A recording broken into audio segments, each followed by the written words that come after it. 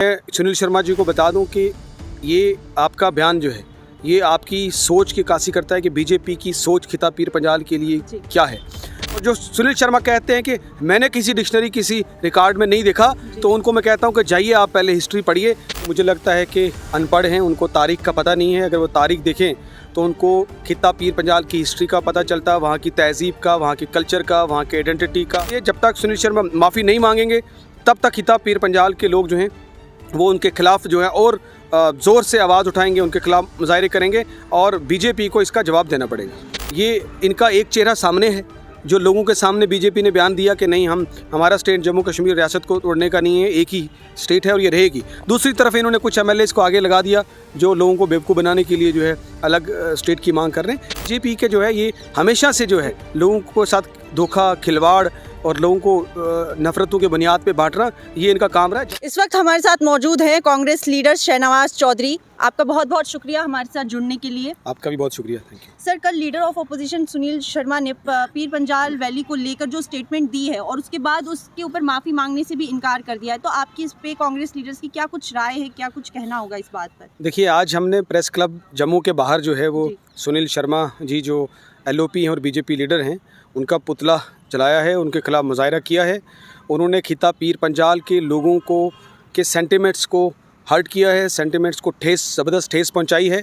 और वो मुझे लगता है कि अनपढ़ हैं, उनको तारीख़ का पता नहीं है। अगर वो तारीख़ देखें तो उनको खिताब पीर पंजाल की हिस्ट्री का पता चलता है, वहाँ की तहज़ीब का, वहाँ की कल्चर का, वहाँ के आइडेंटिटी का, वहाँ की जियोग्राफ़ी का, वहाँ की तहज़ीब का। लेकिन क्योंकि उनको मालूम नहीं है, इसलिए उन्होंने इस तरह के जो है वो बयान दिया कि कौन सा खिता, और मैं किसी खित्ते को नहीं जानता हूँ। मैं सुनील शर्मा जी को बता दूं कि ये आपका बयान जो है ये आपकी सोच की कासी करता है कि बीजेपी की सोच खिताब पीर पंजाल के लिए क्या है। और ये सिर्फ उनका एक सियासी बयान नहीं है, बल्कि ये हमारे आइनी हक जो है उसकी जो है खिलाफ वर्जी है। कॉन्स्टिट्यूशन ऑफ इंडिया जो है आर्टिकल 21, आर्टिकल 19(1)(a) के तहत कल्चरल और एरिया के जो है शनाख्त को प्रोटेक्ट करता है, किसी भी रीजन की आइडेंटिटी को जो है प्रोटेक्ट करता है। और सुप्रीम कोर्ट ने जो फैसला दिया है state of Karnataka versus Appalu case में, उसमें साफ तौर पे कहा है कि अगर कोई भी शख्स जो है किसी एरिया के किसी रीजन की आइडेंटिटी पे क्वेश्चन रेज करता है, उसके खिलाफ बोलता है, तो वहाँ के लोगों की ह्यूमन डिग्निटी को हर्ट करता है।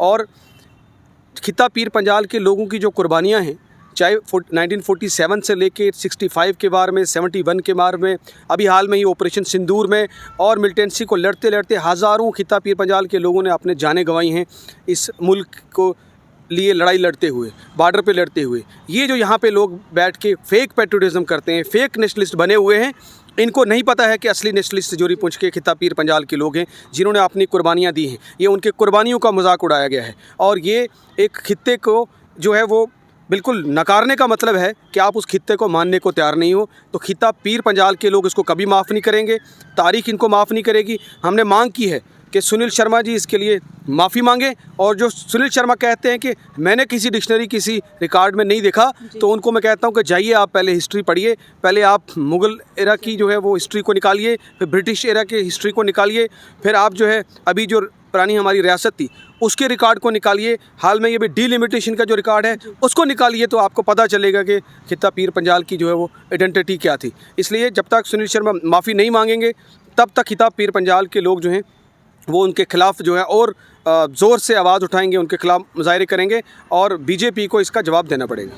सर, जैसा कि इन दिनों आजकल जम्मू को अलग राज्य, सेपरेट स्टेट बनाने की मांग जो उठ रही है, ज़्यादातर बीजेपी के अंदर से ये आवाज़ें उठ रही हैं, इस पे कांग्रेस क्या कुछ राय है आपकी, क्या कुछ इस पे क्या कहेंगे? देखिए, जम्मू कश्मीर एक यूनिट है, एक स्टेट है। ये बीच में जो है जो नफ़रतें लोग बांटते हैं, जो हिंदू मुसलमान के नाम पे बांटना चाहते हैं, इन्होंने बांटने की हमेशा सियासत की है और ये मज़हब की बुनियाद पे, रीजन्स की बुनियाद पे लोगों को बांटना चाहते हैं। इसलिए जम्मू कश्मीर को हिस्सा करना चाहते हैं। अगर ये मांग करते हैं तो ये डाई डिस्ट्रिक्ट है, इसको सब कह रहे हैं।